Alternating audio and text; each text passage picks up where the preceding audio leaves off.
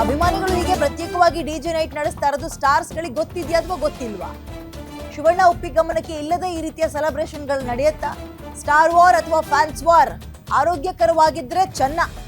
ಈ ಬಗ್ಗೆ ತಿಳಿ ಹೇಳಬೇಕಾಗಿರುವ ಕರ್ತವ್ಯ ಶಿವಣ್ಣ ಮತ್ತು ಉಪ್ಪಿ ಅವರದ್ದು, ಅಂದ್ರೆ ಯಾರಿಗೆ? ಅವರ ಅಭಿಮಾನಿಗಳಿಗೆ. ಅಥವಾ ಪರಸ್ಪರ ಮಾತಾಡ್ಕೊಂಡು ಎರಡೂ ಕಡೆ ಸೆಲೆಬ್ರೇಷನ್ ಮಾಡ್ತಾ ಇದ್ದಾರಾ? ಗೊತ್ತಿಲ್ಲ. ಮ್ಯೂಚುವಲ್ ಆಗಿ ಮಾತಾಡ್ಕೊಂಡು ಮಾಡಿದ್ರು ಒಳ್ಳೇದು. ಮತ್ತೊಂದು ಮೆಗಾ ಸ್ಟಾರ್ ವಾರ್ಗೆ ನಾಂದಿ ಆಗೋದು ಬೇಡ ಎನ್ನುವ ಮಾತು ಕೂಡ ಕೇಳಿ ಬರ್ತವೆ. ಇದು ಡೆಫಿನೆಟ್ಲಿ ಎಸ್.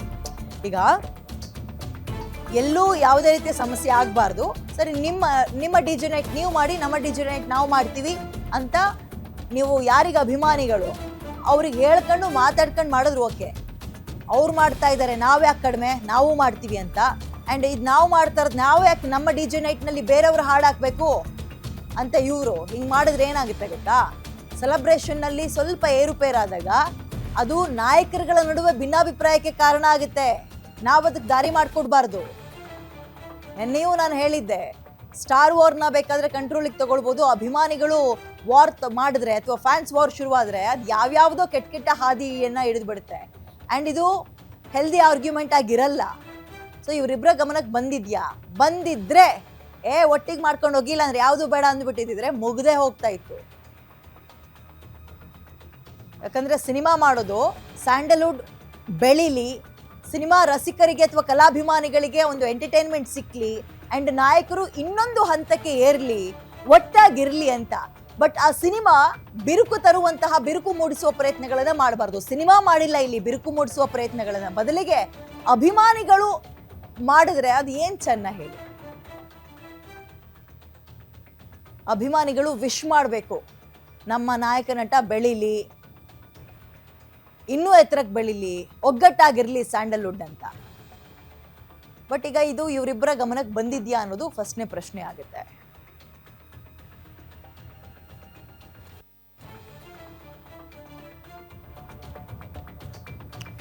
ಮೋರ್ ಡೀಟೇಲ್ಸ್ ನನ್ನ ಕಲೀಗ ಕೀರ್ತಿ ನೀಡ್ತಾರೆ. ಕೀರ್ತಿ, ನಿನ್ನೆ ತಾನೇ ಒಂದು ಸ್ಟಾರ್ ವಾರ್ ಕಡಿಮೆ ಆಯ್ತು ಅನ್ನೋಷ್ಟೊತ್ತಿಗೆ ಈ 45 ಸಿನಿಮಾ ಉಪೇಂದ್ರ ಮತ್ತು ಶಿವಣ್ಣ ಅವರ ನಡುವೆ ಏನಾದ್ರೂ ಬಿರುಕು ತಂದಿಡುತ್ತಾ ಅಭಿಮಾನಿಗಳ ಈ ನಡೆಯಿಂದ ಅನ್ನೋ ಪ್ರಶ್ನೆ ಸಹಜವಾಗಿ ಕಾಡುತ್ತೆ.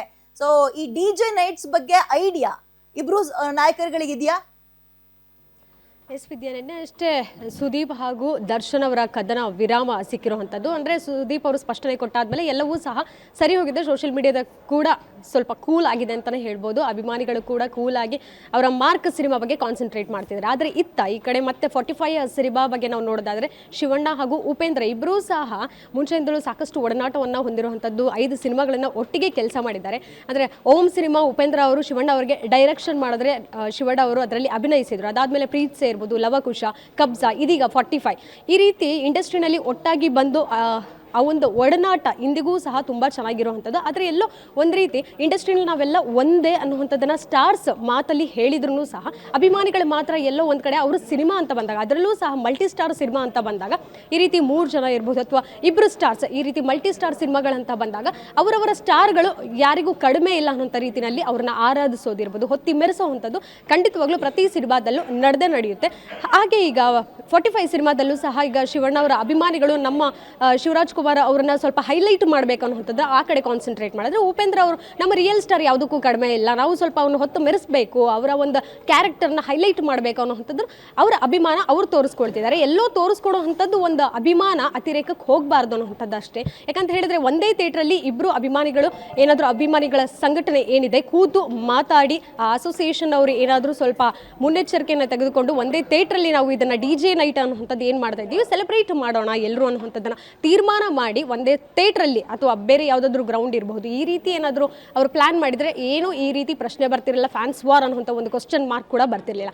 ಆದರೆ ಎಲ್ಲೋ ಒಂದು ಕಡೆ ಶಿವಣ್ಣ ಅಭಿಮಾನಿಗಳು ಆ ಕಡೆ ಒಂದು ಬೇರೆ ಥಿಯೇಟ್ರಲ್ಲಿ ಅವರು ಮಾಡುವಂಥದ್ದು, ತ್ರಿವೇಣಿ ಥಿಯೇಟ್ರಲ್ಲಿ ನಾವು ಮಾಡ್ತೀವಿ DJ ನೈಟ್ ಅನ್ನುವಂಥದ್ದು ಹೇಳ್ತಿದ್ದಾರೆ. ಇನ್ನು ಈ ಕಡೆ ನವರಂಗ್ ಥಿಯೇಟ್ರಲ್ಲಿ ನಾವು ಸಿನಿಮಾ ಶೋ ರಿಲೀಸ್ ಆಗೋಕ್ಕೂ ಮೊದಲೇ ನಾವು ಇದನ್ನು DJ ನೈಟ್ ಮಾಡ್ತೀವಿ ಅನ್ನೋಂಥದ್ದನ್ನ ಅವ್ರು ಹೇಳ್ತಿರೋವಂಥದ್ದು ಎಲ್ಲೋ ಮತ್ತೆ ಬಿರುಕು ಮೂಡಿದೆಯಾ ಅನ್ನೋಂಥದ್ದು ಪ್ರಶ್ನೆ ಸಾಮಾನ್ಯವಾಗಿ ಎಲ್ರಿಗೂ ಸಹ ಬರುತ್ತೆ. ಆದರೆ ಖಂಡಿತವಾಗ್ಲೂ ಹೇಳೋದೇನೆಂದರೆ ಶಿವಣ್ಣ ಹಾಗೂ ಉಪೇಂದ್ರ ಅವರಿಗೆ ಈ ಇಬ್ಬರಿಗೂ ಸಹ ಇದ್ರ ಬಗ್ಗೆ ಗಮನಕ್ಕೆ ಇರೋದಿಲ್ಲ. ಗಮನಕ್ಕೆ ಇದ್ದಿತ್ತಂತ ಹೇಳಿದ್ರೆ ಶಿವಣ್ಣ ಅವರು ಯಾವತ್ತಿಗೂ ಸಹ ಈ ರೀತಿ ಆಗೋದಕ್ಕೆ ದಾರಿ ಮಾಡಿಕೊಡೋದೇ ಇಲ್ಲ. ಇಬ್ಬರೂ ಸಹ ಅಭಿಮಾನಿಗಳು ಒಟ್ಟಾಗಿ ಸೇರಿ ಒಂದೇ ಥಿಯೇಟರ್ ಹತ್ರ ನೀವು ಸೆಲೆಬ್ರೇಟ್ ಮಾಡಿ, ಇಲ್ಲಾಂದರೆ ಈ ಶೋ ಬೇಡವೇ ಬೇಡ, ಈ ರೀತಿ ಏನೇ ಪ್ರಿಪ್ರೇಷನ್ ನೀವು ಮಾಡ್ಕೊಂಡಿದ್ರು ಸಹ ಎಷ್ಟೇ ದುಡ್ಡು ಖರ್ಚು ಮಾಡಿದ್ರೂ ಸಹ ಇದು ಬೇಡ. ಯಾಕಂದರೆ ಕನ್ನಡ ಚಿತ್ರರಂಗದಲ್ಲಿ ಯಾವತ್ತಿಗೂ ನಾವು ಒಗ್ಗಟ್ಟು ಅನ್ನುವಂಥದ್ದನ್ನು ಶಿವಣ್ಣ ಅವರು ಖಂಡಿತವಾಗಿ ಹೇಳ್ತಾ ಇದ್ರು. ಅವ್ರು ಯಾವತ್ತಿಗೂ ಸಹ ಉಪೇಂದ್ರ ಅವರು ಇರ್ಬೋದು ಅಥವಾ ಬೇರೆ ಸ್ಟಾರ್ಸ್ ಇರ್ಬೋದು ಕನ್ನಡ ಚಿತ್ರರಂಗದಲ್ಲಿ ಯಾವತ್ತಿಗೂ ಬಿಟ್ಟು ಕೊಟ್ಟಿಲ್ಲ Vidya. Okay, thank you Keerthi ಡೀಟೇಲ್ಸ್ಗೆ.